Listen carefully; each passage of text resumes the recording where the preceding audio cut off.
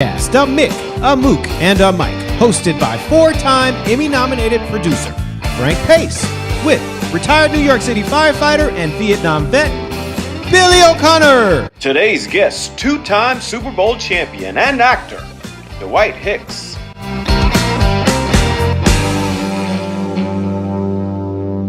My brother, Billy. Billy, huh? Frankie, my brother, how the hell are you? How the hell are you? I'm great, brother. What are you reading? I'm reading Lamar's Gamble by Billy O'Connor and Frank Pace. Any good? Yeah, man, it's really good. It's I'm reading this section here where H.L. Hunt, who was the richest man in the world, is talking to his son, Lamar Hunt, who wants to start, a new league. Uh-huh. And he says to his son, he goes, I know you want to do this on your own. He says, but I took the liberty of having my people run background checks on these NFL boys. They have shaky past, especially Rosenblum. All powerful men have skeletons in their closet, Lamar said. Maybe, but Rosenblum has enough skeletons to open a medical college. In the 50s, Carol Rosenblum and some beauty named Lou Chesler loaned their buddy Mike McClaney the money to purchase a large Cuban hotel casino from, of all people, Meyer Lansky. This fellow McClaney is a talented golf and tennis player who refused to turn pro because Rosenblum is his personal pigeon. He sometimes fleeced that chump out of $250,000 on a single round of golf. Wow. But we're supposed to believe that a single round of golf for $250,000, but Rosenblum was an immaculate guy who didn't gamble other than that. Well, I look forward to reading. It's a damn good read, brother. It's got a little bit of everything. Yep. Before we go too far, our guest today is two-time Super Bowl champion Dwight Hicks, and who's a fine actor as well. What did Dwight say about the book? Dwight Hicks endorsed our book. Why don't you show it to me? I will indeed. Well, there's a picture of Dwight. There's his quote. And what does his quote say? Riveting. Wow. You didn't know you were a bit of a rivet. I always knew you were a bit of great storytelling. Lamar's Gamble gave me a better perception of the NFL. I absolutely love this book. Well, thank you, Mr. Hicks. And we'll talk to Dwight in about 10 minutes or so. Yeah, I'm really looking forward to it. I was a big fan of the 49ers back in the day. So, oh, yeah. Tell me something before we get to Dwight Hicks. What's the deal with this table? Wow. I feel like I'm making a beach party bingo movie or something. Where's the nut food and jello when I need it? The glass cracked. Uh-huh. The glass cracked on Wednesday, and I was in deep doo-doo. I called Derek and I said, Derek, you got a piece of plywood or wood, something that we could use, because I can't get the tabletop replaced until next week when we have Upton Bell on. So he said, yeah. And of course, he bought a white piece, which is better than nothing. But I felt that the white piece was had to be covered with something. So we had a blanket. Well, it would really bother me if I was still doing coke, because at least you can do the coke off the glass. Kind of get lost in this. So it doesn't bother me that much. And that's an interesting thing. The glass crack, that's when you talk about crack and the glass dick. I remember people used to call that when they're smoking crack. Anyway, we'll get by. We'll figure it out. Speaking of smoking crack, what'd you do on your vacation? Frank, I'm clean now. I'm off the shit. I got my arm caught in the sewing machine. It's not what you think. I'm not doing what you think. I was down at Keys with Jenny, and I love the Keys, man. I've always loved the Keys. But we were down at Key West, did some sailing, and just really, I like Florida. I think if you're from New York, Florida, the BVI, the British Virgin Islands, the Caribbean, that's your playground. Of course, if you're here, it's easier to go to Hawaii. Right. People from California are not going to the Caribbean or to Florida. So I take it, since you didn't do much sharing while you were in Florida, you had no internet. I was living on a sailboat. Yeah, that's what I was getting at. I'm such a cheap bastard. Did you Yeah, I stayed on a sailboat because they wanted like $300 a night for That's rooms great. in the Key West.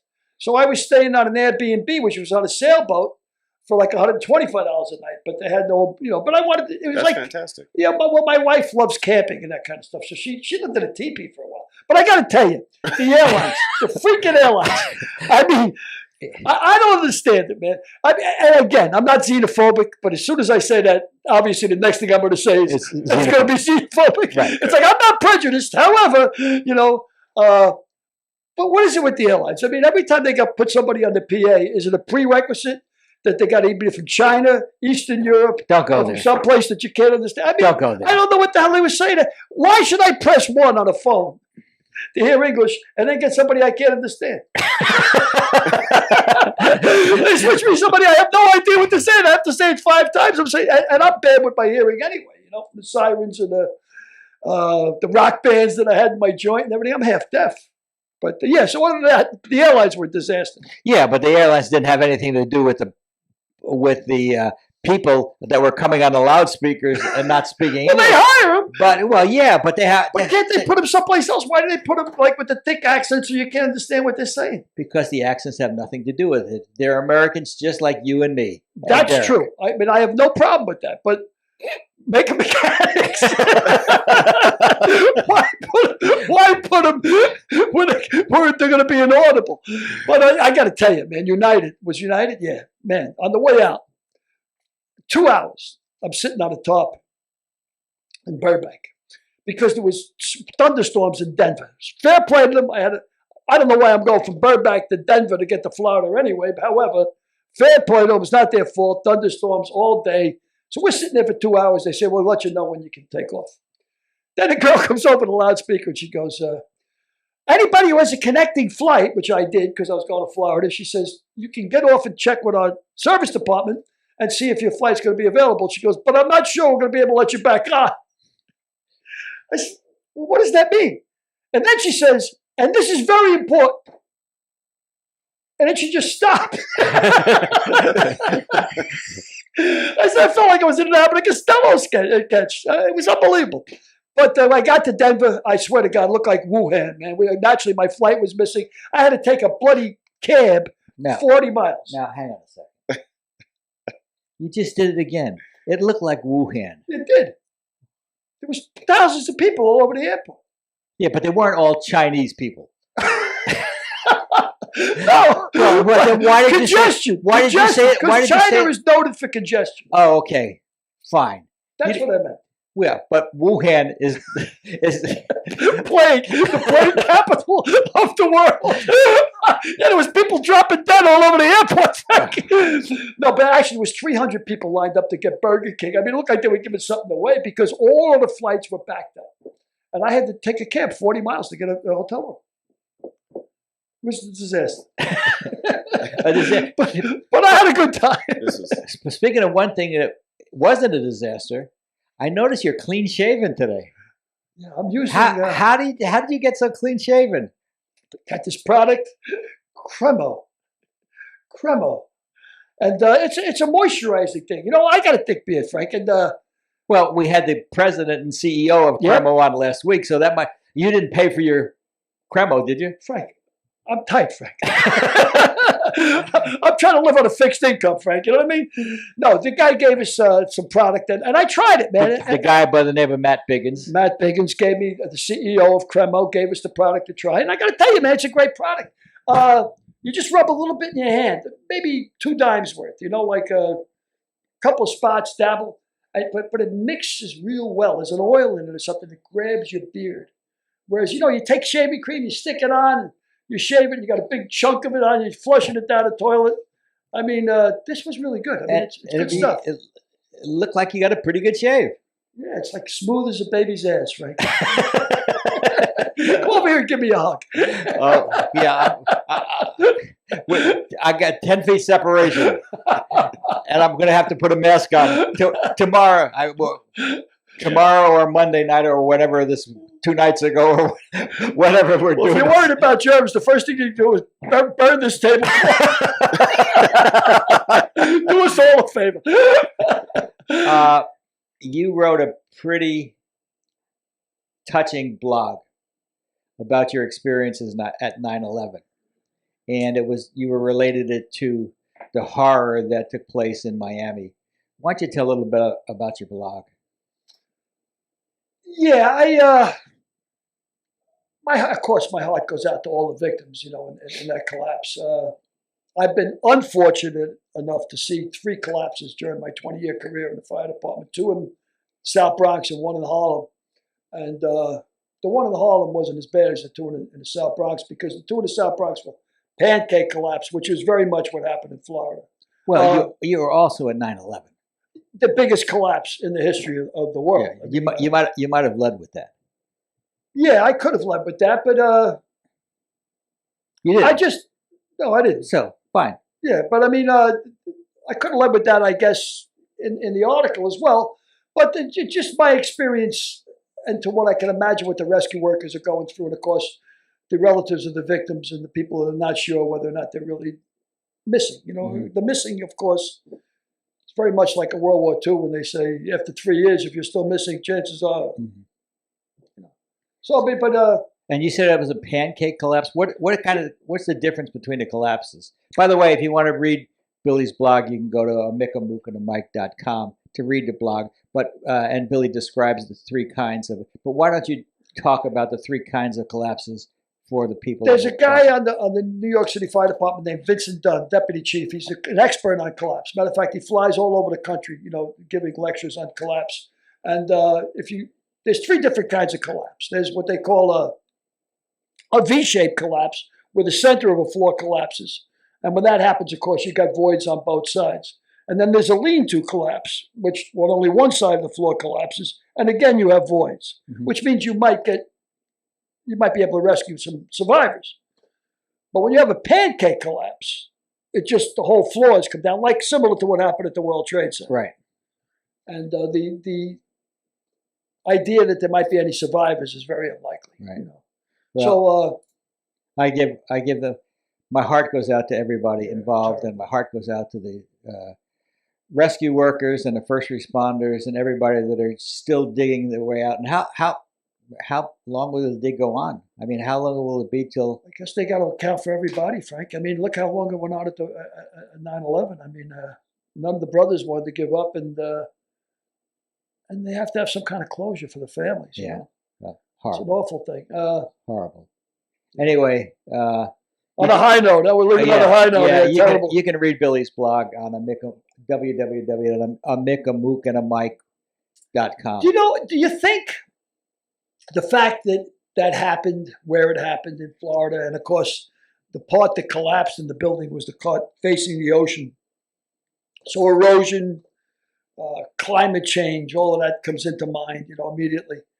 I don't know what the deal is with these guys. Look at the vaccinations now. This virus is coming back again. I don't get it. It's a place in Tennessee, they just outlawed all vaccinations. Yeah. All vaccinations. I mean, when we go back to the Middle Ages, what's going on? And I heard that Jacksonville, Florida has got the highest 20% people have gotten COVID, has the highest rate in the state of Florida of all people. But let's get off that subject. Yeah, okay. We're very fortunate to have Dwight Hicks on today, who's a 2-time Super Bowl champion, and he's now a terrific actor. So 4-time Pro Bowler too. 4-time Pro Bowler. If Derek could get him on the phone, that'd be great. Yeah. Okay, let's bring Dwight on. There he is. How you doing, my friend? Oh, I'm fantastic. How are you? Good. Meet Billy O'Connor, my partner. Real honor, Mr. Hicks, Dwight Hicks. A real honor, man. And Derek Harris, my other partner. Hello. Derek, nice to meet you. We like to call him D. Even though can't see you. Yeah, you can't see me. It's Big D to you, Frank. You got double D here. It's like a battery. Double D. So, Dwight, how you doing? Man, I'm doing fantastic. I can't complain. You're living in Atlanta now? Yes, I am. How long have you been living there? We just bought a place about, I think we closed in January. That's great. Well, you look great, man. You still look like you got muscles in your hair. I mean, I'm staying in great shape. Seeing is not believing. So, man, I've always been a big fan. Always been a big fan, man. It was a pleasure watching you play. I mean, I probably followed football maybe a little closer than most because I was bookmaking, and every play was like life. Every play was like life and death, you know. So I assume you made a lot of money. Yeah, well, I made a lot of money when you were betting on us. Yeah, exactly. If I was betting on you, I had to make money. But yeah, I made money when I was bookmaking, but of course I never could stand prosperity, you know. So I always made sure I gave it back some other way, you know. Oh, that's funny. That's good stuff. But yeah, it's really, really a pleasure to have you, and thank you very, very much for reading the book Lamar's Gamble and giving us that review. It was really, really kind of you, man. No kidding. Hey, I give credit where credit is due. You guys told a wonderful story, and a lot of it's, I'm sure, true. With my experience in the NFL, yeah, job well done. Well, job well done. Thank you very much, man. You've got an interesting story because you didn't go to the NFL directly out of college. You went to Michigan. You were great. Right. You were a great player at Michigan, but you didn't go to the NFL. Why was that, Dwight? Because I don't know if it's that people didn't recognize the talent, which I don't think that is true. A lot of people don't understand what it takes to get in the organization of the NFL. It's not all about talent all the time. I've seen guys with a lot of talent not even get a shot. Mm-hmm. And it's because one reason or another, maybe they don't feel that person doesn't fit into their organization or their franchise beliefs or attitudes. I don't know. But I just felt that I was good enough to play. I was expected to be a first-round draft choice. What I think happened, and a lot of people have told me that's very true, is that Bo Schembechler put out that I wasn't a coachable player because I wasn't his type of guy. Mm-hmm. Now, Frank, you've known me for quite some time. I've been like this all my life, very personable, respectful of people. But if you can't talk to a young man and get to know him, how do you get to know him? Right. And I don't think Bo really ever talked to me the way he should have. Never called me up into his office and said, "Hey, how you doing? How's school? Are you getting acclimated to this environment?" And then my senior year, when the teams pick captain, your peers, and it has nothing to do with coaches, when they elected me as their defensive captain, Bo said to me out in the hall, just me and him, he said, if it was up to me, Hicks, you wouldn't be captain. Wow. And it was just like a shot in the solar plex. Yeah. And once I recovered, I looked up at him and I said, "Yeah, I know, but it wasn't up to you." And I kept walking into the defensive meeting room. Good for you. And so those are some type of the frictions that we had. And I can only be me. I can't fake and try to be somebody else. This is who I am. Like it, fine. You don't like it, that's fine too. But I think that his influence really knocked my position down in the draft. So I wasn't drafted until like the 6th round to Detroit. My position coach, I don't think, wanted me because he never gave me time. And I remember the last preseason game that I played was against the Cincinnati Bengals. And I made a couple great plays. And Charlie Weaver, who was a linebacker at the time, he was in man defense, and we were 2-deep zone with man underneath. His back out of the backfield got away from him, and I came over and made the play, and he looked up and he said, "Oh, my God, Dwight, thanks so much." Because he was beat. Well, the next day, they cut me. Yeah. That's amazing. So you went to Toronto in 78? Well, no. Then, yes, I did go to Toronto. You're right. I did go to Toronto. Played a couple games up there, 4 games to be exact. hurt my ankle and came back down to the States, and I signed with Philly. And Vermeer was the coach. It looked like they were going somewhere, and they did go to the Super Bowl that year. But it's interesting. I had a great camp, and they didn't play me at free safety. They were playing me at strong safety. And Randy Logan, who was a Michigan guy too, he had just come from a Pro Bowl season. And I was making so many plays at strong safety, you didn't even know Randy Logan was in camp.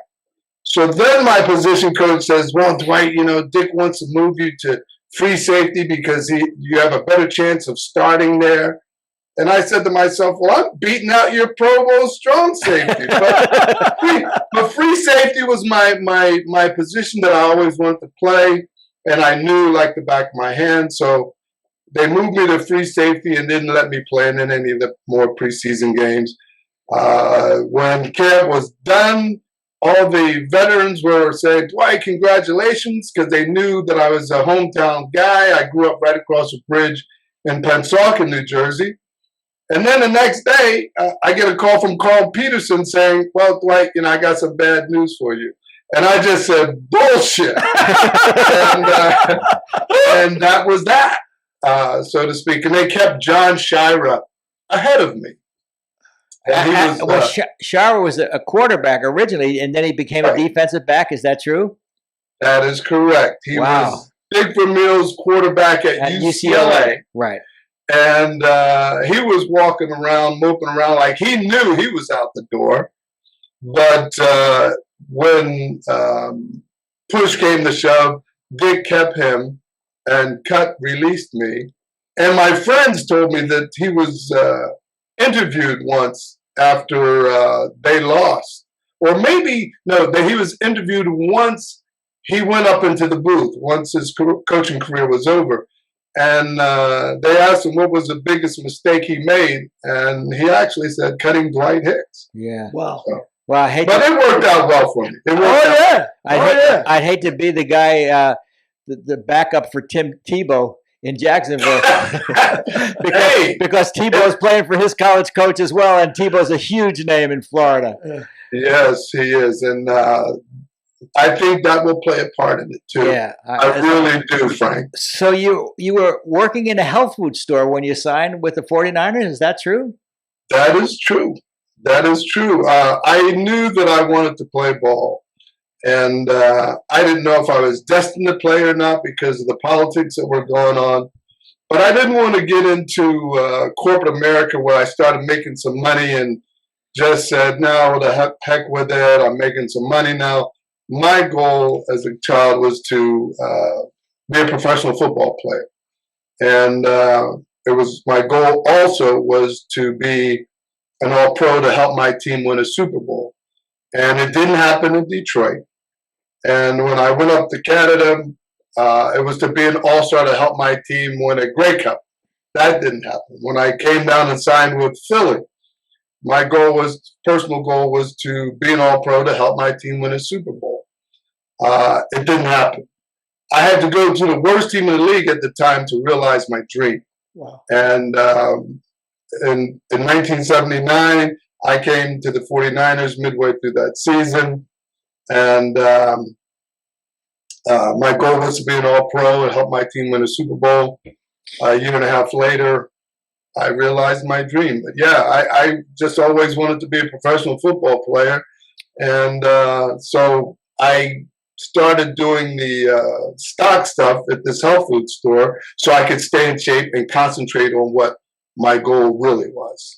So from 79, what happened to the club between 79 and 81, which was the first Super Bowl season you won? Okay, well, again, when I got to the 49ers, I was playing special teams. I was getting to learn the defense. I came in midway through that season. And I thought for certain that they'd be putting me in, fairly soon once I knew the defense. And I was a quick study. And I thought that would be like after the second game, but it didn't happen. They were playing, Tony Dungy was playing free safety when I got there. And Tony was a quarterback in college, a very smart guy, cerebral guy. But I knew that, I'm like, he's playing free safety. Don't get hurt, Tony. In fact, he did get hurt. And I think the fourth game we were playing Denver, and I got into the game, got my first interception. I thought I was going to be elated about getting it. And I just clutched onto the ball. It was in the end zone. And I thought, wow, this is what I should have been doing all along. And the rest is sort of history. Dwight, I want to ask you. There was just a lot of guys, Frank, to answer your question. There was a lot of guys. I think Bill was implementing his offense, getting the people that he wanted there. And defensively, he wasn't really that keen on that part of the game because there were some guys from Stanford, and I'm not going to mention any games, that they would have had a hard time making my high school team. Wow.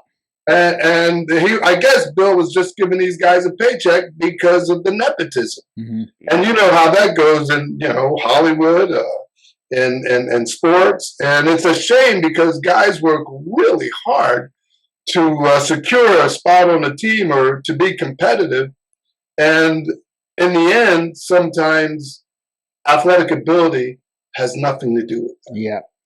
So by your second season, you were pretty much the leader of Dwight Hicks and his Hot Licks, the defensive unit, which featured Ronnie Lott, Eric Wright, and Carlton Williamson. Is that correct? That is correct. And that's we can attribute to our success and solidifying our defensive line, getting Fred Dean as well. But I knew those guys could play. I mean, I knew in camp they were all competitive. They came from big programs. Ronnie from SC, Carlton from Pitt, and Eric Wright from Missouri. And actually, we were all safeties. None of those guys had played corner. And they felt that Eric Wright was fast and strong, athletic enough to play the corner, and they felt that Ronnie could play the corner too. And if you can remember, there was no team had ever started 3 rookies in the secondary. That's just unheard of. And they won't do it today either. But they felt that I had enough football acumen and I knew the defenses well enough that I could get those guys lined up, make the changes we had to do if I had to give an audible to the defense, so to speak, and change the coverage. And they were correct. And, they had their growing pains early on, but, those guys turned out to be great players in their own right. And I was very happy and fortunate enough to play with guys like that. And you were only 25, and you were the leader of the defensive unit. Veteran. Yeah. Yeah. I said that I was quite lucky. I didn't know that I was going to be put in that position, but I studied and knew all the positions. And because I knew that, I was able to, help us all be successful. And yeah, I was young, but you put your mind into what you want to happen and you study hard. And, like I said, I knew all the positions. It made it a little easier for all of us. Yeah. Let me ask you a question, Dwight, for our audience that don't really understand the nuances of football. The difference between strong safety and free safety. Free safety sounds more cerebral. You're making more decisions. Yeah. That is true. Free safety is the last line of defense. So you want maybe not your hardest hitter, but you definitely want your surest tackler to be playing strong safety and be able to recognize different schemes that the other team might be playing. So if your offense comes out in a formation that we can't run this defense, you have to make the coverage adjustment. So that's what the free safety does mostly. Yeah. So in 1981, you guys made it to the NFC Championship game, and there was a play at the end of the game that's widely remembered called the catch. Why don't you describe the catch and what you were doing at the time? Because you had an interesting 51 seconds after the catch. So Interesting isn't the word. and nobody remembers anything about that. They only remember the catch. The catch. The But catch. why don't you take us through that game? Okay, so we had scored, and there were. I tell you, first of all, 9 times out of 10, Dwight Clark does not catch that ball.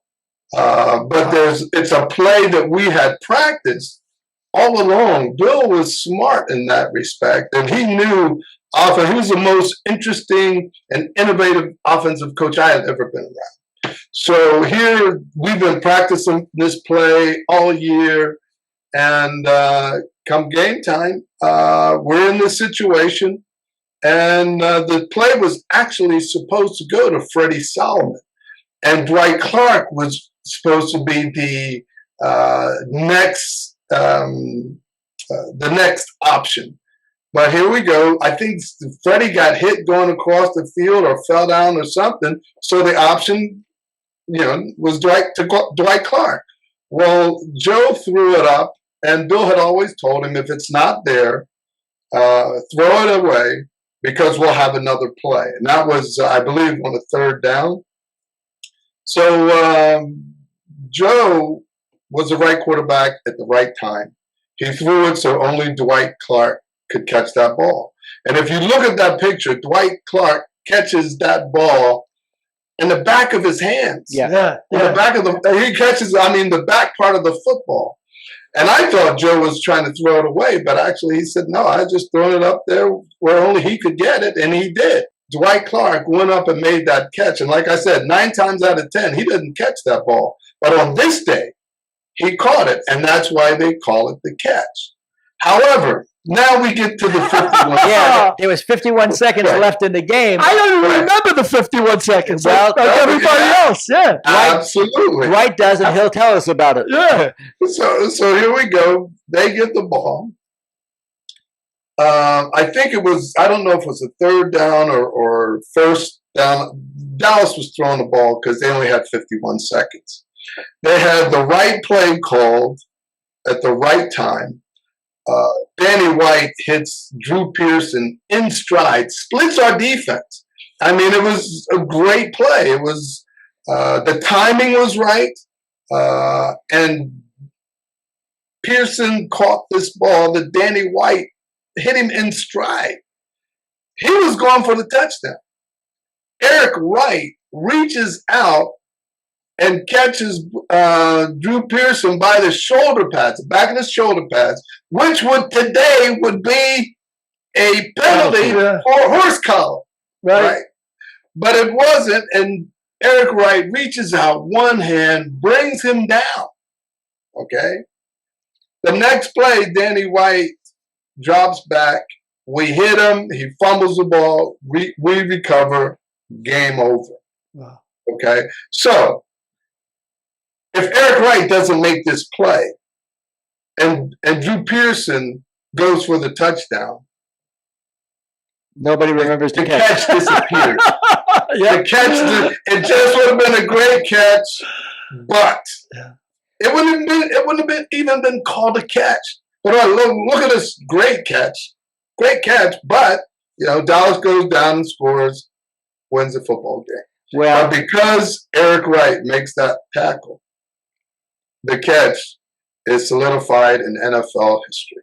Yes, and also when on the 5-yard line, Dwight Hicks made an interception early in the game that allowed you guys to score denied them a touchdown and allowed you guys to score a touchdown, or else that may not have been a catch if not for your interception on the 5-yard line.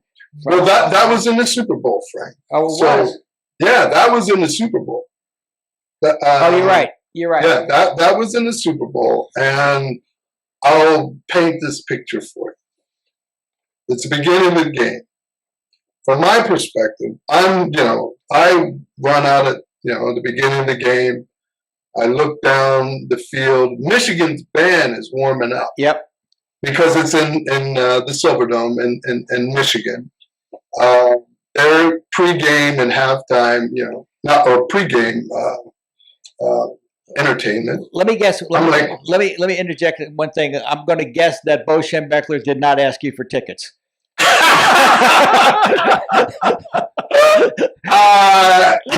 know what? The kind of guy I am, I would have probably left him.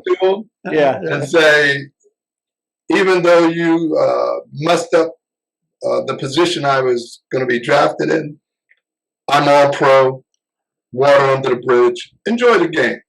So that's the kind of guy I am. Reset the situation for us. Sorry for interrupting. That's okay. So Michigan's band is warming up. I'm doing my warm up. And I'm just taking all this in because this is the Super Bowl and it's going to be over in a blink of an eye. And then we warm up, we go back in, come out. Diana Ross is getting ready to sing the national anthem. I'm like, whoa, this is like surreal. Big time. Yeah. And so both the benches, both teams were jacked, ready to play. And we win the toss. We choose to receive.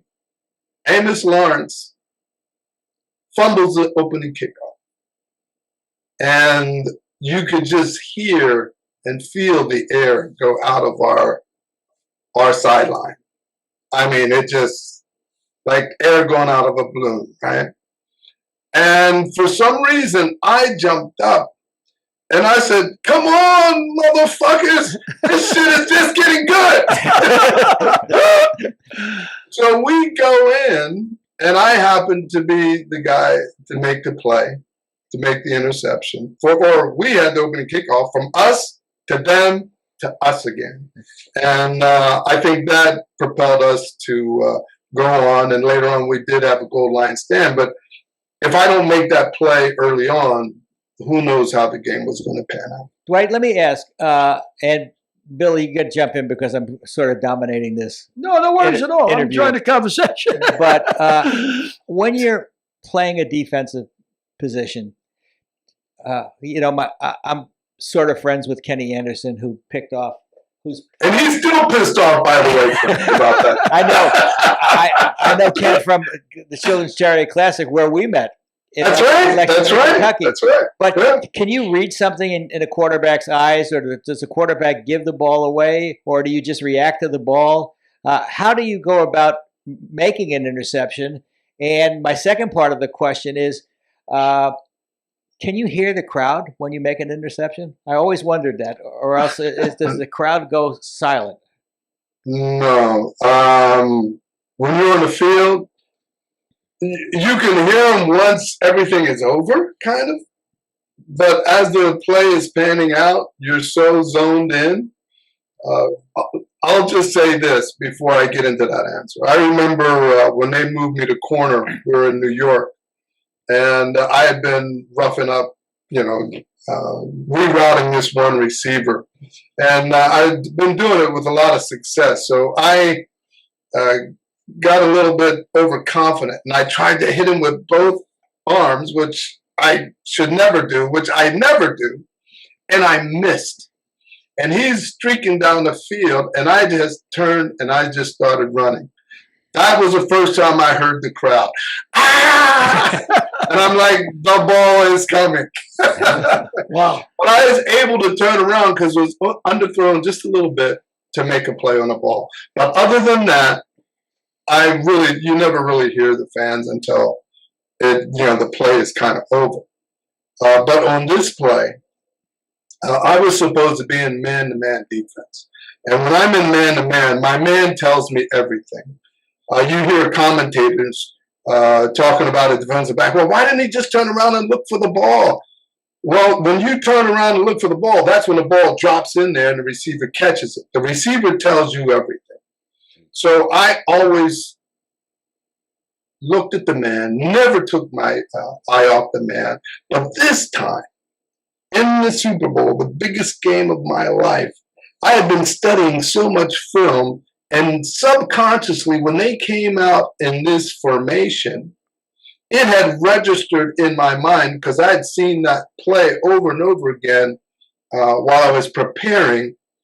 And what happens is the two inside guys go out, and the outside guy delays underneath and comes in, and it's a play that's for the red zone inside the 10-yard line. And it's a pick play. And as soon as my man broke to the outside, and I had the innermost guy of the three wide receivers closest to the formation, as soon as he went out, I dropped him. Now, I never dropped my man, but I dropped him and I looked outside. And people talking about things slowing down that when you get in the zone, and that's exactly what happened. But you have to understand, I wasn't thinking about this. I was just reacting to everything that I had seen on film, and now it's happening on the field. So I dropped my man. I looked outside. Isaac Curtis is cutting underneath. Eric Wright is covering him. Would have never been able to get through the other two DBs and the receivers coming out towards him.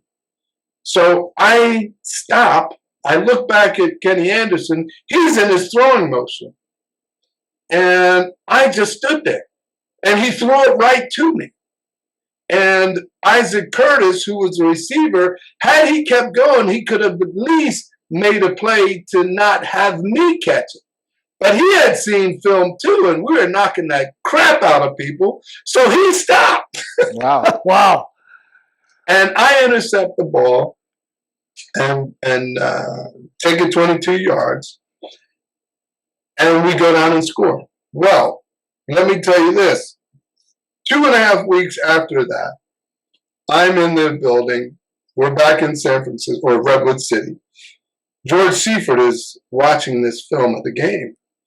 And I go in, I peek my head, and he says, "Hey, Dwight, how you doing?" I said, "Fine." He said, "Come in here." I go in, he says, "You remember this play?" And he just happened to be watching that play. I said, "Yeah." He says, "Did you guys talk about switching? You and Eric talk about switching or anything like that?" I said, "No." And he just said, "What?"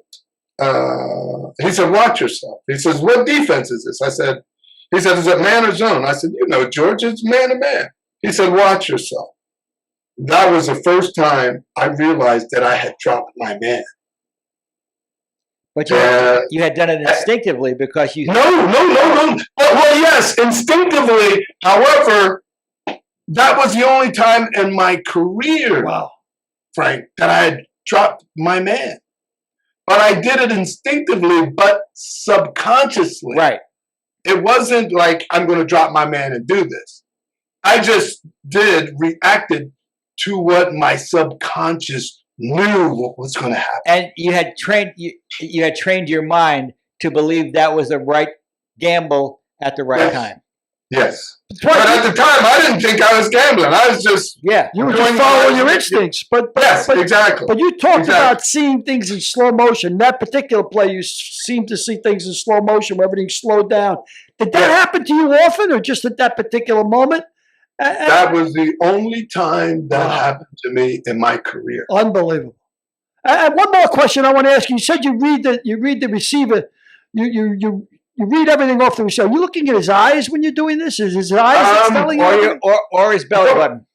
Okay, well, initially, when I'm in man-to-man coverage, I'm not looking up here. I'm looking at, like, as you said, Frank, the belly button. Because you could fake your head, you can move your shoulders, but that middle part of your navel is not going to go anywhere. So initially, I'm reading that, okay? And then, as I'm going downfield, I'm reacting to what he's doing. Now, when the ball is coming, he's looking up, trying to find the ball, and his eyes will adjust. And as the ball gets closer, his eyes will get bigger. And so now I know the ball is coming. And then when he starts reaching, I reach with him. And if it's a well-thrown ball, you just rake the upfield arm. Because it's hard for somebody to catch the ball with one hand like this. Mm-hmm. Okay? It's easy for him to catch the ball when it's coming like that. Okay? And that's why I read his belly button first. And then as the ball is coming, you read his eyes and his arms. It's fascinating, isn't it? You don't look back. Because say the ball is coming, right? The ball is coming. And as I'm looking back, the ball could be dropping in. That's why you never look back. And there's a split second, because if you don't look back fast enough, you can be called for face guarding, correct? That is correct. You have to turn. Yeah, exactly. Exactly. That's why you just play him, and when the ball is coming, you're not going to run into him if you're watching him. Mm-hmm. If you turn back and look, he can stop. You run into him. Now it's interference. You wish you knew this when you were bookmaking, didn't you? Yeah. I'm a bookmaker. I like to know where I was betting. That's for sure. It's amazing the nuances that you watch thousands and thousands of NFL games. Yeah. And you just don't know what's really going on. I mean, when you watch a football game, I'm willing to bet that you're watching a totally different game than me. I mean, you're watching, things that I don't even see on the field. And I could see before. I mean, just as the quarterback is releasing the ball, and you can't really see the receivers, I could see from the onset whether a defensive back is going to be beat or not. Wow. And in a running play, you could see the play developing just before the running back hits the hole. Just because when I look at the field, I see the whole field. Yeah. And people in the camera just spots light in and around where the football is. I read an interview that you had, and you were talking about football being the ultimate team game, which I really agree with. I think if one person doesn't do their job, whether or not they're skill positions or not, the whole play falls apart. And it's very similar to the fire department. Like when we put out a fire, everybody has a job to do. If one guy doesn't do that job, the whole operation can turn into a mess and lives can be lost. I imagine it's the same thing with your job, Frank. I mean, if one guy screws up. Well, if an actor screws up, he just gets another take. So there's no take. That's the difference. Exactly. It's a lot less different. All he's doing is spending money. And there's plenty of that in Hollywood. So we don't get to redo the X's and O's on our job. It's not live take. It's not. But it's funny that you should mention that, because I did theater as well, and theater is like a game. It's like there is no cut. Whatever comes out of your mouth comes out of your mouth, and whatever you do, you just got to keep going. Yep. Theater is live, right? It's going on right now. No mistake. Absolutely, it's going on. Yeah, man. But even in theater, and I'm not ready to get into your acting yet. Okay. But when I ask this question, in theater, if you blow a line, you can get it back. In football, if you blow your coverage, maybe your teammate can come over and bail you out. In fire department, and Billy was a 20-year New York City fire department member. You got guys that can help you when you mess up. So the thing is. Well, go ahead, Billy. Go ahead. I'm sorry. You were the fireman. Fire, when you go to a bad job, or a good job, as we call it, a good job. When you have a good job where fire's coming out 6 or 7 windows and people are trapped, it's your training that kicks in. I mean, it's chaos. It's organized chaos, which I'm sure is similar to what Dwight was talking about. I mean, he took a gamble, but it was his training and his preparation. And if you're not going to trust your training and your preparation, why do you do it? Yeah. You have to. That is so true. Yeah. That is so true. And it's the same thing with us. It's organized mayhem is what it is. But the first thing we would do after a job is come back to the firehouse and critique what you could have done better. Wow. Because there's always something. See, I didn't know that. Well, there's always something you could have done better. You know, I say, what did you do? Right, I absolutely. went up the rear fire escape. I made a search. I did this. I did this. What could you have done? Because that drills into you, that constant repetition. There's always something more you could do, you know? And I'm sure it's got to be. And I really admire the fact that football is such a team sport. Like, But I admire you guys in the fire department because with football, it's not life or death. Okay, No. you guys, when everybody's running out of the building because it's a fire, you guys are going in. And number one, that takes a lot of trust. That takes a lot of fortitude, and I mean. Well, thank you very much. I'm serious, and it's life. That takes a lot of courage. But you're dead right. Because you don't know these people in this building, right? But you're you dead right. don't know them. But you're putting your life on the line for them. Yes, but I mean that's your job. But you're depending on the guys you're with, you know. Because you know the brothers, they're coming for you one way or another, and you go down a hallway, just like in combat. I was in Vietnam, and I wasn't a combat soldier or nothing. But in combat, it's very much like the fire department. You're not doing it. I mean, of course, you're doing it to help people. I mean, that's your vocation, that's your job. But you're going as far as the guy next to you is willing to go. You know, you're going to protect your brother. It's always about protect your brother. In combat, nobody's waving a U.S. flag. You're not killing the enemy. You're killing the enemy for the guy next to you. That's what it comes down to. Yeah. And if I could jump in on that, it's like you do your job. If everybody does their job, for the most part, we're going to be successful on this one play. And you try to do every play like that. Yeah. Everybody's depending on everybody else. And as you said, people don't understand that the linemen that don't get to touch the ball, the offense and defensive line, they, unless, you know, if somebody fumbles and the defense can pick it up, defensive lineman can pick it up, or offensive lineman can fall on it too. But for the most part, they don't get to touch the ball. But if the offensive line doesn't do their job, quarterback's not going to be able to do anything. Yeah. The running backs aren't going to be able to do anything. And they can't play. They can't take a play off. That's right. Well, defensively, the receivers could take a play off because they could just run down the field and try to occupy the person who's covering them. Yeah. Now, you can call that taking a play off or something. But still, if you run your opponent down the field, you're taking one less person to help stop the play defensively. Right. So really, are you taking a play off or not? But yeah, in the line, you can't take a play. You can't get. You can't. Yeah. So you won the Super Bowl 16. What was the score? 38-6. No. It was 26-21, I believe. Yeah, so that's a pretty close game. That was tight right down to the end. Who had the ball at the final possession? I don't know, but here I think we were up 20 to nothing, I believe. Yeah, okay. And this is why I don't like prevent defenses.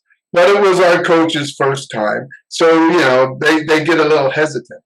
But you know, as a player, you know you don't want to play people. You've been successful. You stop them, right? They haven't scored. So why would you change your strategy? And Bill just told Chuck Studley, who was defensive coordinator, you know, play looser defense. They might score, but they're going to have to consistently get first downs to go down the field to score. Just don't let people get behind you. But shit, that's what you do anyway. You don't let people get behind you. Right, that's automatic as a defensive back, and you play smart. But to just give them yardage. I never liked the prevent defense unless you were up by a whole lot. I mean, and still, I don't know. I think a prevent defense could prevent you from winning the game. Yeah. So how did you feel after the game was over when you captured your first Super Bowl? Words can't explain it. The feeling was just awesome. As a child, I used to mimic guys running Bart Starr. I started watching in the 60s. Bart Starr, Dwayne Thomas, Leroy Kelly, Roman Gabriel, the Mad Bomber, Monica. Monica. I mean, Gail Sayers, Jim. You watch these guys, and I remember no one in my family had played sports before, and I was the first one. And so I'm watching a football game. I think I was 8, and it was a Sunday, and all the kids are playing outside. My mother thought we had left the TV on upstairs, so she went upstairs to turn it off, and she found me there watching this football game. She says, "Dwight, what are you doing up here?" I said, "How come you're not outside? It's a nice day, da, da, da." And she said, "I never took my eyes off the TV." And I just said, "I'm watching this game, Mom." And she said, "You like that, running into people, running into each other and falling all over each other?" I said, "Yeah, Mom. One of these days I'm going to be on TV just like that, playing football." And then it happened. And you were right. And then it happened. You talk about Gail Sayers. It's crazy. Gail Sayers and Jimmy Brown. I'd like to know, just pure curiosity, one-on-one, who do you think would be the toughest guy to bring down in your generation that you played against, or whatever? Who would you, fear in the open field? Well, there's two different styles of running backs. One is, the bigger guy, and you're one-on-one, and you have to bring him down. Say like Earl Campbell. An Earl Campbell. There you go. See, Earl Campbell. They weren't. They were in our division, but after he left Houston, we weren't going to probably see him until maybe once in a blue moon. But a guy that no one really heard of, or some people heard of, but don't know him that well. William Andrews, who played for Atlanta, tough running back. Joel Riggs was another one, tough running back. They're not going to try to juke you. They're just going to try to run you over. Somebody like a Dickerson, a Marcus Allen, even a Wendell Tyler. I mean, somebody that has moves in the open field as a safety. You have to say that I'm going to bring them down because that's your job. And when you talk about, people fake it, what do you look at, Dwight, in a receiver? As a running back, too, coming at you, you have to look at their midsection because they can shake and bake, but that midsection isn't going to go anywhere. And I learned to, when I had a shot at somebody and they weren't looking, I tried to go knock them out. But if they saw me coming and it was a guy that was a guy that had moves in the open field, I had to really hone in on their belly button and just bring them down. I'm not going to try for the big hit because you try to make a big hit, right? You're out of control. They fake you. You go for it. Boom, it's 6. So a safety was the last line of defense. So when I had a guy that could, really juke you, I'd really break down and look at their midsection just to make the tackle. And you would try to wrap him up with both arms, right? Absolutely, yeah. You wouldn't try to knock him out of bounds like they're doing today. I see push him out, or I see so many missed tackles when guys try to knock a guy out and they don't wrap him up. Yeah, or they dive in with the shoulder trying to knock, and the guy either. If they go too low, they jump over them. These athletes they have now. But that's why you keep your head up and you wrap. That's what a short tackle is. So you won Super Bowl 16. At 17, was there a hangover? No, it it was a shortened season because we struck. Right. Some of the guys on the team wanted to strike. Some of the guys didn't. We weren't together as a unit, Right. as a team. And people talk about, oh, well, you see all these all-stars. Hey, here's a perfect example. You look at the NBA players who are playing in the Olympics. They have all these all-stars, right? But they're not playing together. Right. I don't give a damn what kind of talent you have. If you're not playing together, it's going to be tough to win. So, we were split. Guys wanted to play, some guys didn't, and mostly the guys with the biggest contracts wanted to play because they wanted to get their money. And the guys that didn't have, we didn't have the contracts that they have now, but still, there are guys making a lot more than some of the guys that weren't. And we were doing it because we wanted better health benefits, a lot of different reasons why. And that's why we struck. But, when you're not together, it's hard to be successful. Yeah. It's like, it's like you have to be on the one mindset. And if it's not that, it's going to be hard to be successful. So you sort of got back on the same page, the team, the following year, but you lost to the Redskins, I think. Yes. And which is now the Washington football team. Yeah. And the credit for, or partial credit for your winning the next year is a speech you gave to the team at the end of the Super Bowl, the NFC Championship game, because you were so pissed off. You said, just remember what it was like. Well, why don't you tell us about that speech? Well, I came in, I was on the field at the time, and so when the last tick of the clock, boom, I just headed for the locker room. I think I was one of the first guys, if not the first guy in there, and I was defensive captain, and I just watched everybody come in. And there were not mixed emotions, but there were different emotions. People were angry. Some people were crying. Some people were disgusted because the two calls that were called, interference call, one on, I think, Ronnie and one on Eric Wright. And the one on Eric Wright, they changed the rule the next year that the ball had to be catchable for it to be interference. And something just struck me, and I felt I had to say something. And I just told the team, hey, I know that, we're disappointed, to say the least. But the fact of the matter is we didn't play well enough to win. And I said, we could blame it on the refs and those two interference calls. I said, but we have to play so much better than that a play here or two isn't going to be the difference of a game. Even if you don't like the defense that the coordinator calls, or you don't like an offensive play that the coach calls, we're going to have to play it anyway and play it to the best of our ability.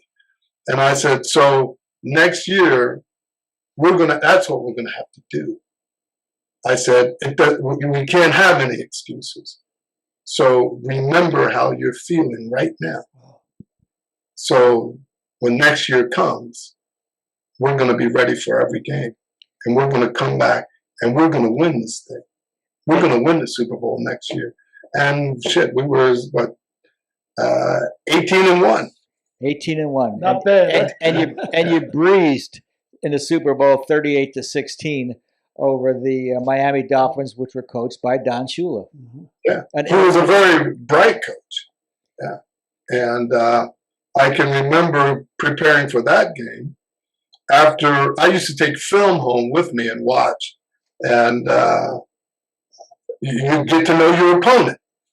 And after like 3 days of going in, practicing, taking film home, studying it, I came back the fourth day of practice, getting ready for them, and I told Ray Rose, who was our defensive coach, I said, hey, man, I said, we should line up and play nickel all game.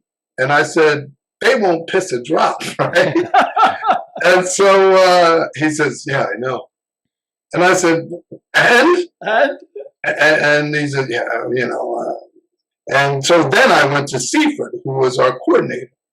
And I said, George, man, we should play nickel all game. They won't piss a drop because they're a passing team. Our best guys for the pass and the pass rush is our nickel defense. I said, they won't piss a drop, George, you know? And he looks at me and he says, well, what about Hacksaw? Because Hacksaw plays in the base defense. We were platooning 3 and 4 man line with Hacksaw in the game in our base defense. Who is Hacksaw? Jack Hacksaw Reynolds. Okay. Jack Reynolds. Okay. Who was a great player. He was a student of the game too. I mean, he knew, man, a guard took one step and he knew where the play was going. But in this situation, Miami being a team that threw the ball and has success throwing the ball, Marino, Duper, and Clayton, they had records, NFL records from regular season games that year. And that was Marino's rookie season, right? Yeah. Yeah, I mean, he got rid of the ball quick. He had a fast release. And receivers that could run and catch. I mean, Duper and Clayton, they were fast. They could run routes. And they were good. But I just felt, you know, I put our nickel defense up against anyone. So I tell George this, and he says, what about Hacksaw? And I looked at him with this look in my eye like, you got to be fucking kidding me, right? I said, he'll get a ring.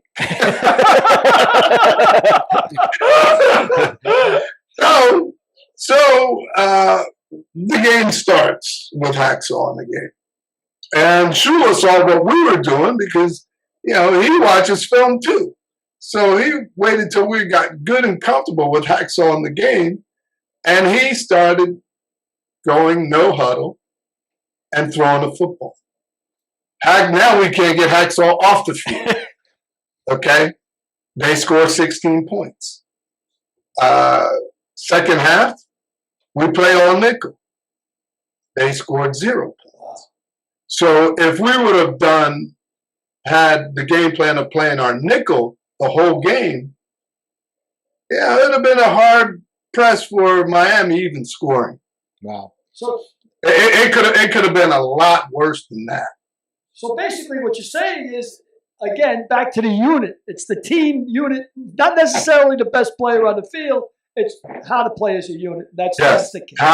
Whether it's your base defense or nickel defense, special teams, all of that. All 11 guys being of the same mind and doing their job individually and collectively for us to be successful. You know, I always use the analogy, what's is stronger, these 5 fingers or this fist? Because you can break these 5 fingers, but you can't break that fist. That's right. It's one. That's right. They're all working together. Absolutely. You know, one of the things I admire about you, Dwight, when I was doing research to do this interview, was that you're a proponent of health care and pensions for, you know, retired players and everything else. And I came across an interview which was a pretty startling comment when you said the chances of getting injured in the NFL are 100%. That's correct. 100%. 100%. It's just a matter to what degree. Yeah. And I just feel as a NFL player, if you play one down, you should be vested. And you should have health care for the rest of your life. Because like I said, the risk of injury is 100%. And when you're young, you don't feel those pains. But as you get older, trust me, your body is going to start to break down. If it doesn't start to break down as you're playing during your career. Yeah. So, you know, I just feel that the NFL makes so much money, it wouldn't be any skin off their back to insure the guys for the rest of their life. Yeah, I agree. And it's a shame that it's not happening. Yeah, I think it's the case in all the leagues. You know, Major League Baseball now, you have to play one game to be vested. Yes. It used to be you had to play 4 years to be vested. Now it's one game. Our good friend Artis Gilmore his Mhm. should be insured forever because he played for 18 years, but the NBA Players Association doesn't take care of him. Is that right? Yeah. See, I thought they had. I think their pension plan is their pensions are a little bit better, or probably a lot better than ours. However, healthcare, man, is, as we get older, we need that. Yes, And I think, in every sport, and you should. It's a no-brainer to me. and when artists retired, maybe year 2000 they would take care of the players, but all the retired players don't have coverage, and that's a shame because it's there are only maybe let's take the ABA. There are 100 players alive today that played in the ABA, and Are you kidding me, Frank? That's it? That's it. And of those 100 players, the players that played exclusively in the ABA don't have any pensions. That's That's criminal to me. And the NBA doesn't count the ABA stats as the AFL stats are included in the NFL players, and Wow. and Major League Baseball is going to include the Negro leagues in their stats as well. So the ABA and the NBA will just be the only leagues that are left out. Real. So the Major League Baseball does include the Negro Leagues. They're gonna include the Negro leagues. So that's going to be a great thing. This happened within the last year. This happened within the last 4 months. Wow. Because they respect the contributions that the black players made to the game. The black players were involved and making major sacrifices for the game, and now they're going to be rewarded. I mean, it's a shame that they're not around to see it, and it's a shame. It's even a bigger shame that the players today don't even know those players' names. But I mean, again, I'm going to get off on a tangent. But everybody talks about Jackie Robinson, who was a great trailblazer. But 2 months after Jackie Robinson made his debut, Larry Doby made his debut for the Chicago White Sox, and nobody even says anything about Larry Doby's name. Yeah. Nobody even knows Larry Doby's name. Yeah. So where do you have your Super Bowl rings, Dwight? They're in the safe deposit box. As they should be. As they should be. I only wear them if I go out to events, things like that. People want to see them, but for the most part, they're tucked away. So when you retired, what made you want to get into acting rather than being a defensive coach? Actually, I thought that was going to be my how I was going to transition from football. Actually, but I would tell I would tell George Seifert. I mean, I knew the game so well. George would be on the board, on the chalkboard, and he was like a mad scientist. He had some great stuff with him, but sometimes he put some things up there, and we started getting our game plan together. And he'd write some stuff up there, and I'd look at that board, and I'm like, George, that's not going to work.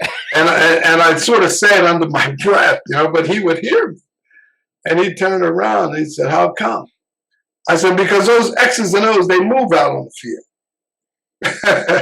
But I think he liked and loved that about me, that I was a student of the game.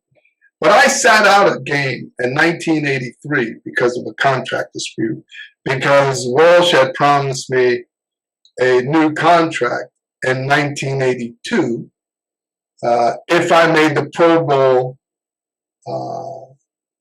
in 1983. He said, if you make the Pro Bowl. Now, I made the Pro Bowl 2 years in a row. And because I was cut twice, they like to bring your contract up to speed by how you came in the league. Well, I was an anomaly. I was cut twice. My first year, my contract would have been the equivalent of $32,000. Okay? But because I came halfway in the season, I made $16,000 my first year as a pro. I had a job at the San Mateo Juvenile Correctional Facility in the off season for 2 years. Wow. And then they signed Nehemiah. And when they signed Ronaldo Nehemiah in 1983, but before the 1983 season, I saw it in the paper. I was having breakfast. And they gave him, now this was they signed him right after we won the Super Bowl. And so... and for our audience, Skeets Nehemiah was an Olympic hurdler. World-renowned Olympic hurdler who was going to try and make the transition into football. Right. And the last time Ronaldo Nehemiah had played football was in high school. So from high school to college is a jump. From college to pro is even a bigger jump. And the last time he had played football was in high school. So anyway, they give him all this money. Matter of fact, they gave him more than what I was making. And it was my first year all pro, right? So I went up to the office and I had called first, went up there and told John McVay, I said, somebody got to help me understand this because, I was eating breakfast this morning. I couldn't finish when I saw the paper. And so what seems to be the problem? I said, well, read the paper. That's the problem. How can you justify giving this guy all this money and you don't even know if he can play? You gave him more than me, and I'm an all-pro. I said, where was he when we were 2-14? Where was he when we were 6-10? Where was he when we were winning the Super Bowl? You don't know, but you knew where I was, but yet you're giving him more money than me. So Wall said, we've been meaning to bring your contract up to speed, blah, blah, blah. And I said, okay, give me some numbers, throw out some numbers. And he said, we're going to give you a 33% increase. Now, where he got that, I don't know. Increase in salary, and 33% of what I was making was next to nothing, too. So I just looked at him and I said, it's not enough. And he started stumbling for his words. Oh, well, Dwight, 33% increase in the professional world, people would, die for that. I said, yeah, but this isn't any other profession. This is professional football, Bill. And then he stumbled to find some more words. Then he says, how about if I give you a 33% increase, and if you make the Pro Bowl next year, I'll tear up the contract and redo it. And I thought about it, and I said, yeah, I like that because that way I would have to earn it. Well, I made the Pro Bowl for the second year in a row, but we didn't have that good of a season because, like I said, some guys wanted to strike, some guys didn't. We didn't make the playoffs, but I made the Pro Bowl. And Bill, I'm looking for another new contract. And they're like, no, you're under contract. Wow. Yeah. So then, and the reason I didn't have an agent at the time, because when I went to sign with the Niners, I'd been cut twice. My agent didn't even call me back. Wow. And so when I went in there to negotiate that first contract, well, it really wasn't a negotiation. I wanted to play. I told John McVay, John, I'm going to sign this contract because, I was called him Mr. McVay then. I said, Mr. McVay, I'm going to sign this contract because you're giving me an opportunity to play. I said, but as soon as I show you I'm a quality player, I'm going to expect quality pay. And he probably looked at me and said, yeah, whatever, kid, just sign the damn contract. And I did, which was for $32,000, which was actually $8,000. So then when time came when I became an all-pro, when I was in his office, he says, well, Dwight, he says, I said, remember, John, that conversation we had about me showing you that I was a quality player? I said, that time is now, and I expect to be paid like one. And he says, well, Dwight, you think you're going to make the kind of money Ronnie Lott's making, he's a first-round draft choice. I said, Mr. McVay, you're right. I said, I didn't have control whether I was going to be a number one draft choice. But what I did have control over is whether I was going to be an all-pro or not. And I said, I'm an all-pro. I expect to be paid like one. And as far as your number one draft choice, I said, I'm lining his ass up every Sunday. Those were my exact words. Those were my exact words. And that's when Bill came and said, well, how things going? And he was probably listening in on a conference line in the other room. Because he came in, I swear, not even 5 seconds after I said that. And his office was way down the hall. So I said, well, the guy would make a good stand-up, but other than that, and he says, well, come see me afterwards. I said, okay. So I turned to Mr. McVay. I said, Mr. McVay, I said, are you done here? And he said, yeah. I said, well, thank you for your time. And I went to Bill's office. And first thing Bill said was, well, Dwight, you shouldn't insult people like that. I said, yeah, Bill, you're right. I said, but when somebody insults my intelligence, guy's young, it's good. I knew my worth. I said, but, when people insult my intelligence, it sort of pisses me off. And that's when he gave me the line about 33% increase in salary, and then he reneged on it. So I sat out the game in '83, and from that point on, and Ray Rhodes had told me, he says, Dwight, don't do this because they will blackball you out of the league and all the things you wanted to do afterwards, because he knew I'd be a good coach. He said, all that disappears. And I thought about it, and I said, Ray, you're probably right. I'm sure you're right. I said, but, this man gave me his word. I gave him mine. He gave me something to strive for. He said, if you make the Pro Bowl the next year, I will tear up your contract and redo it. Well, I made the Pro Bowl. And he went back on his word. I said, so the only thing I could do as a man is to either sit down, shut my mouth and take it, or stand up for myself. And I stood up for myself. And I wasn't able to become a coach. But the thing I could do right now, today, is look myself in the mirror. And I may not have had the money that I wanted. I said, but one thing I do have self-respect. Absolutely. I could not have looked in myself in the mirror, Frank, and said, yes. Why, I would have been questioning, why didn't you stand up for yourself? Yes, absolutely. And that's something that my mother taught me. She said, Dwight, you can be and do whatever you want in life. Put your best foot forward. Treat people as you would want them to treat you.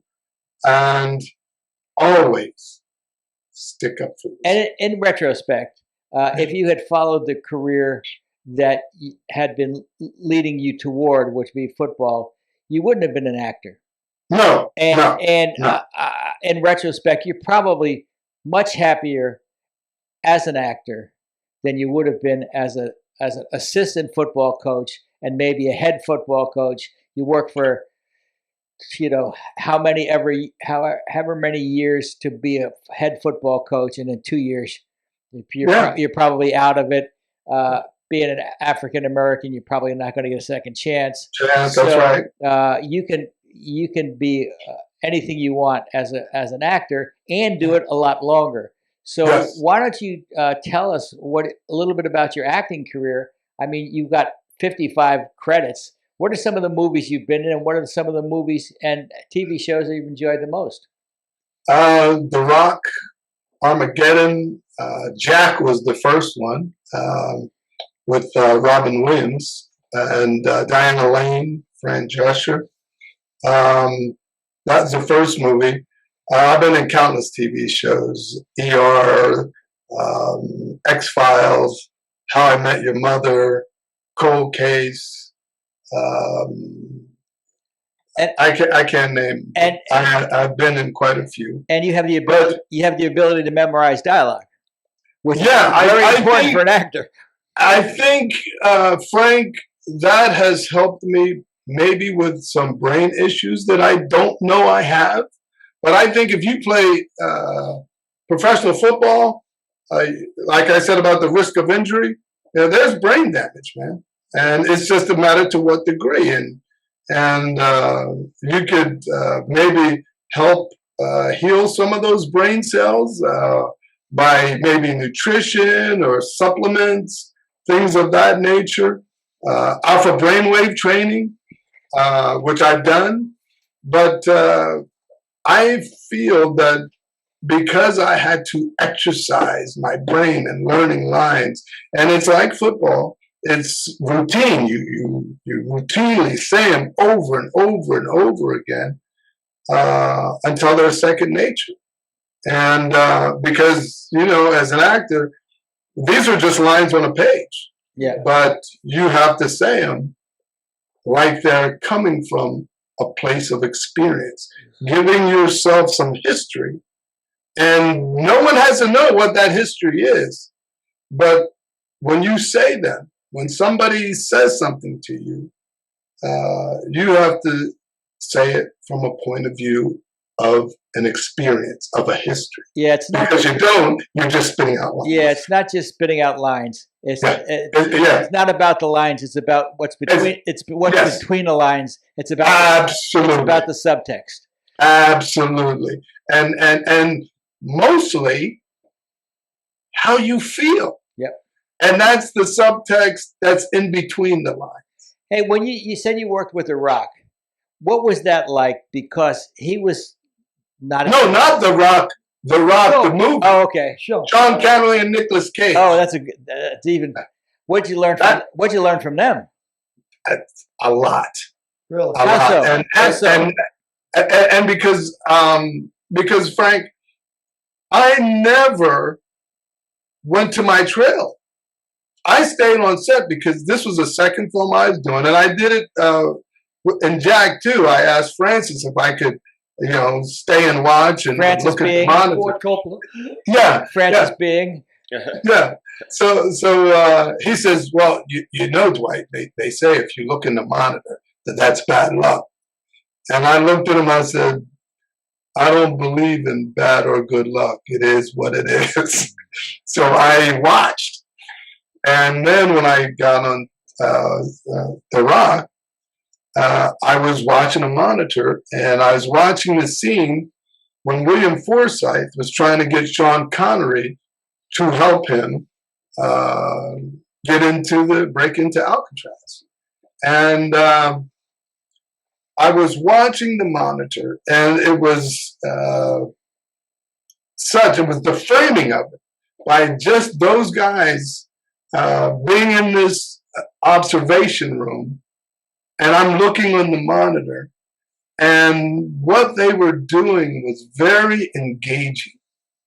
And I knew that they were just words on the page, but I recognized the skill set because as a pro athlete, I understand the skill of the position I played and the skill that people have to play football.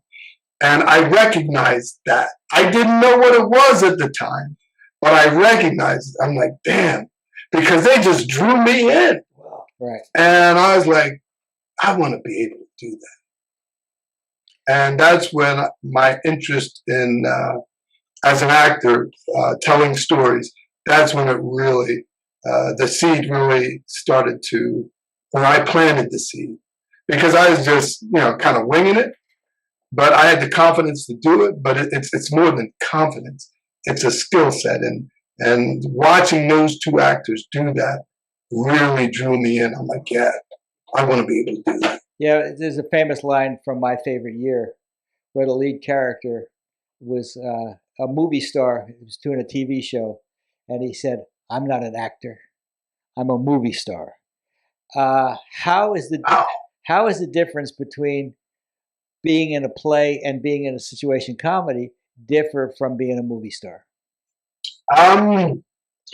Well, it depends on how you define movie star and it depends on how you define a TV star. From what I understand. Let me.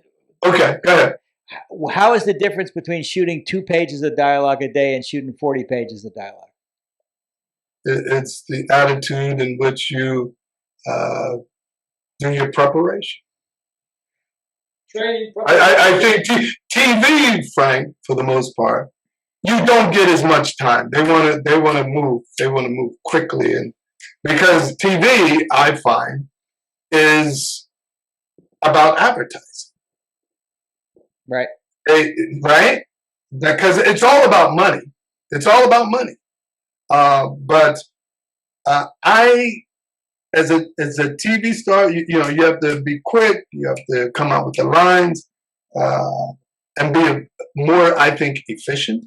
I think in film, you get more time, even though it is money, but there's not the commercial aspect like it is in TV. You get more time to develop a character, per se.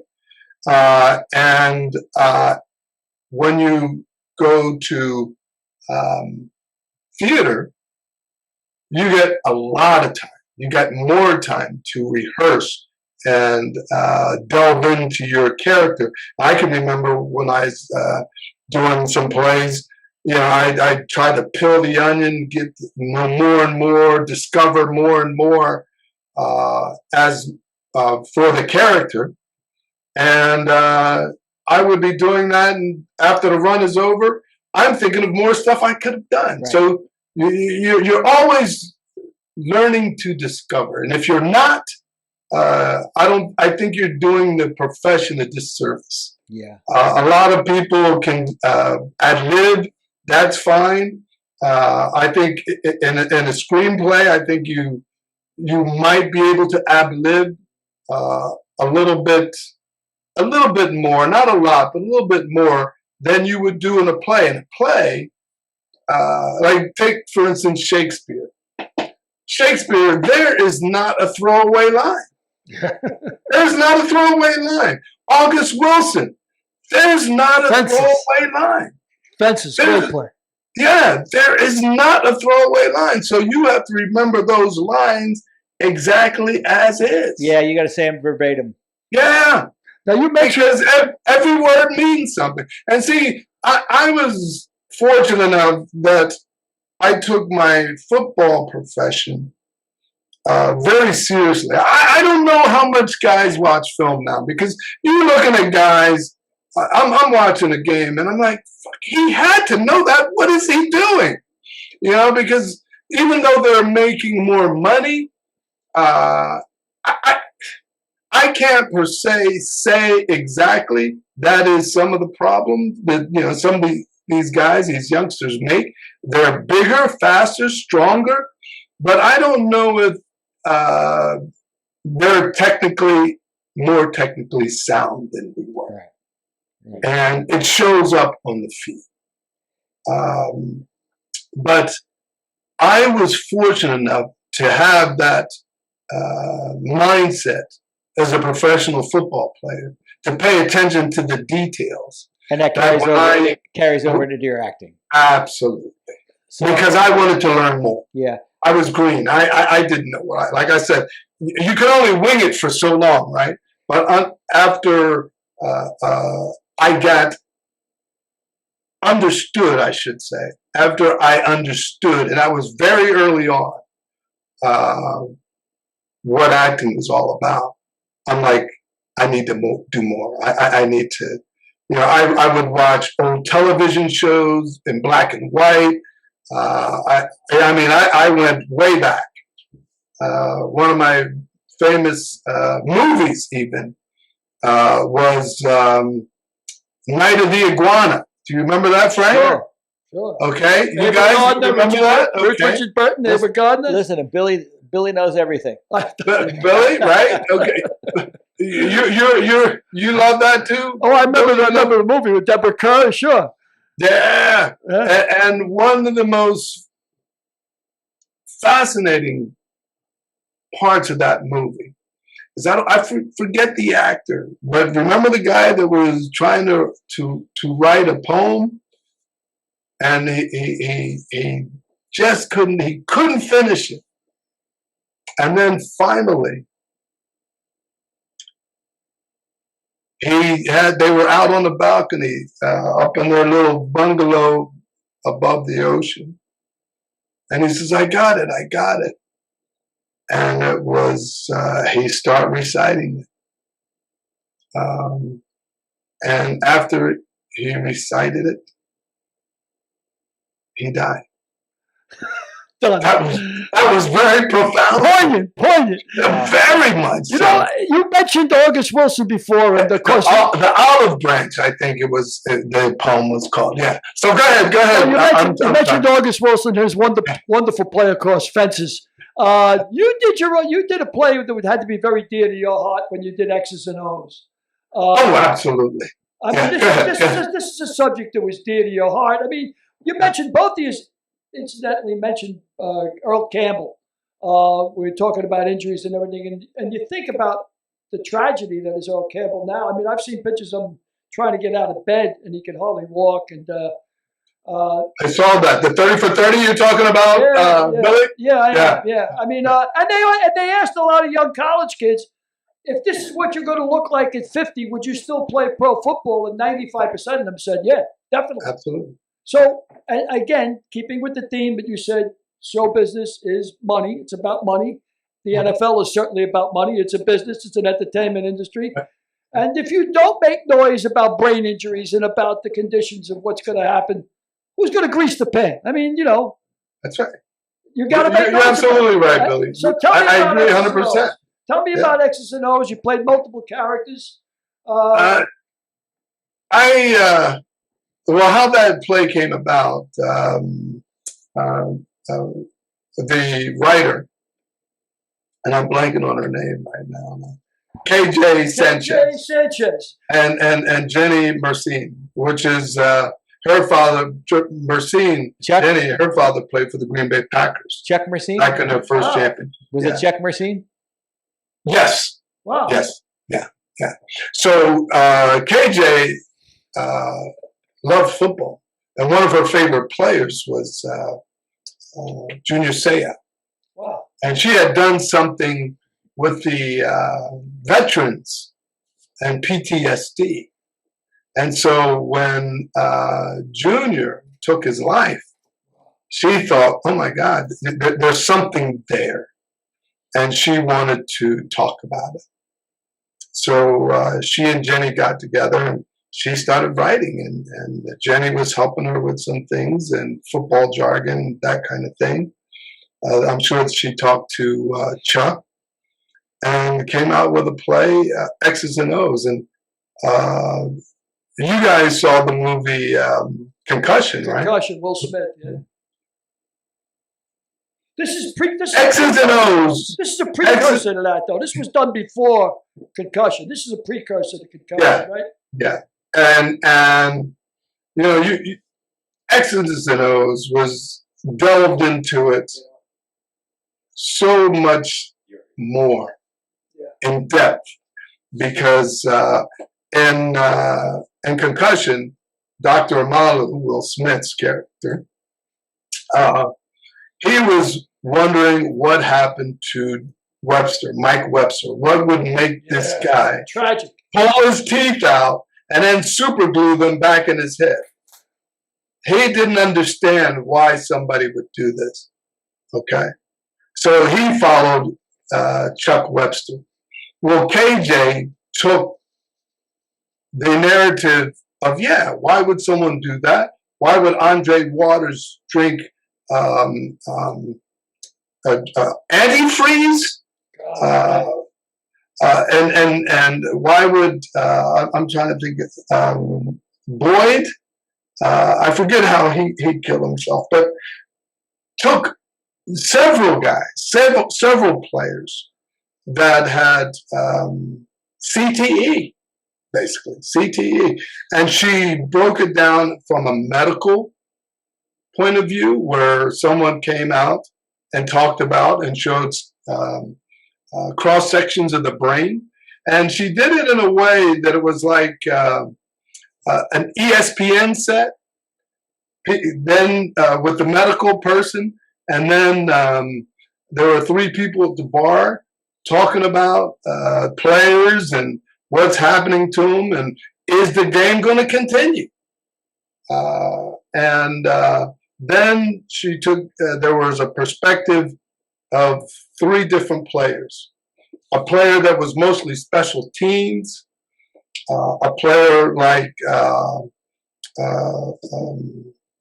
what was the center for the Raiders for all those years? I'm blanking. Jim Otto.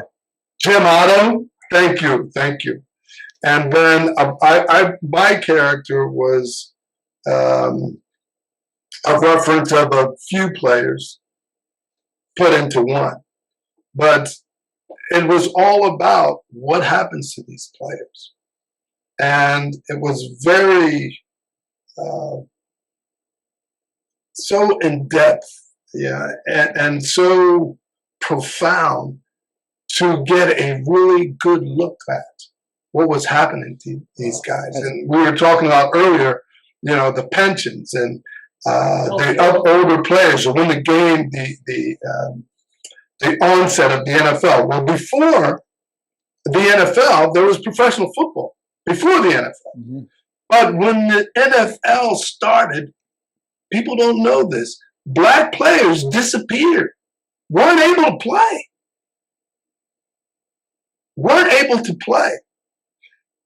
The national anthem, which Colin Kaepernick was blackballed for, taking a knee. First he sat down, and then he was told from a veteran that kneeling is a sign of surrender. So he started kneeling after the first time he sat.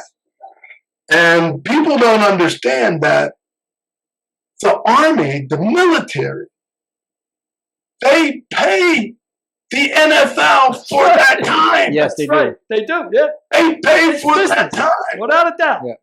So the thing about it is, here, somebody asked me, what do you think? I'm like, concussions was good, but X's and O's, that play should be going around every NFL city, inviting high school kids to see what goes on, the history of the game, like you were talking about, Frank.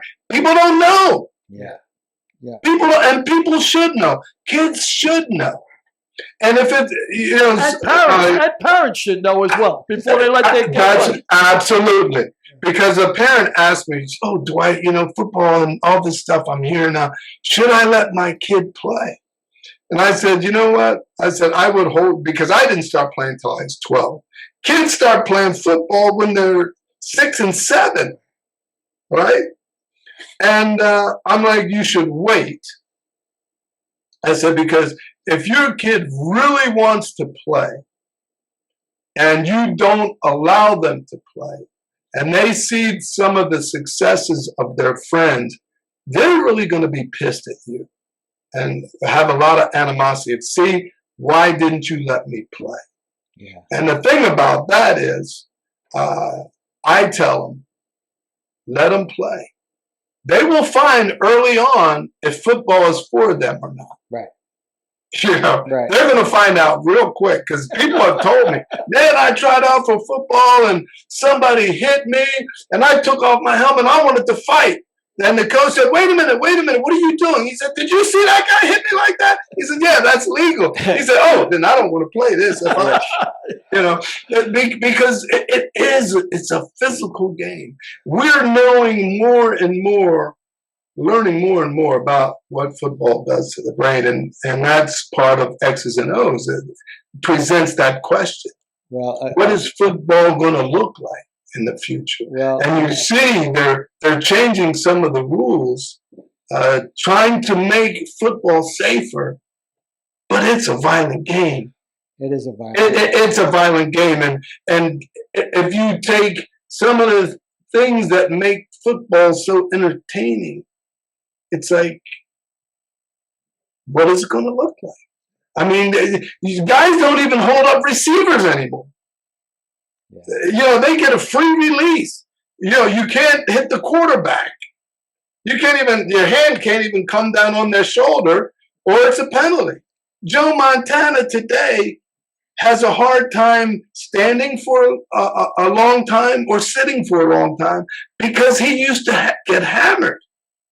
But you ask Joe, if he had to do it all over again, would he do it? I bet you 100% he'd say, yeah. Well, it's a great thing to have a man who had 32 career interceptions. He was astounding as an athlete. He's been a fine actor, and we'll look forward to seeing you on the movies, on TV. You got anything coming up, Dwight? No, I am just getting ready to audition for, what is that? I don't even look at what I'm auditioning for. I just look at the lines. Yeah. For the kid that's young something. He's a young doc.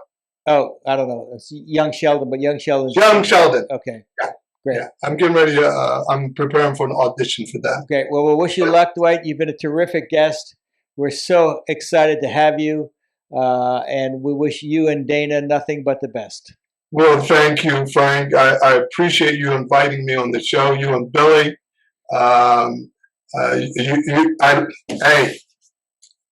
Oh, what a guy! What a guy! And again, thank you. If they won't do it, I will do it. What a Pick guy! up this book. I'm telling you, I played in the NFL and didn't know some of the things that I learned in that book. Very entertaining. Well, thank you. And good job, you guys. Thanks so much. Great job. Thanks Great so much, job. Dwight. Thank you. You've been a Thank you. terrific You guest. guys be well. Great Thank job you. yourself. Thank Thank you. you, sir. All right. Thank you.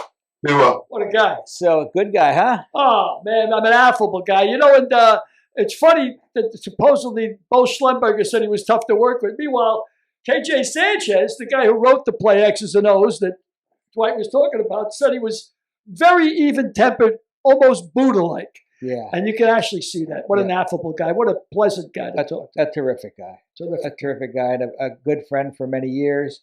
And, you know, again, I didn't realize how good a player he was. But he was a terrific player. Let's close this by, we had a bunch of things we were going to do, but I think we ran long. We ran a little bit long. And wonderful. I just want to say, I want to give a shout out to Cheryl Pronchnick, the person who won our drawing for the Murphy Brown autograph picture. All right. That's on our way to you right now. Cheryl, thank you for watching. And our guest next week will be another fascinating guest. It will be Upton Bell, who was a former general manager of the New England Patriots, and his father is the legendary Bert Bell of the NFL commissioner.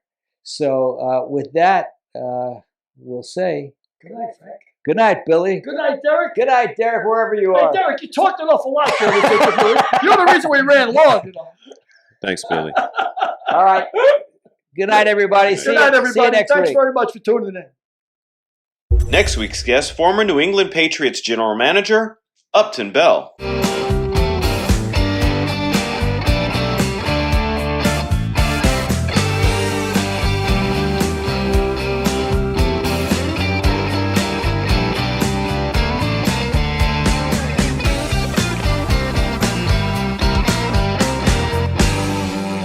We'll see you next week.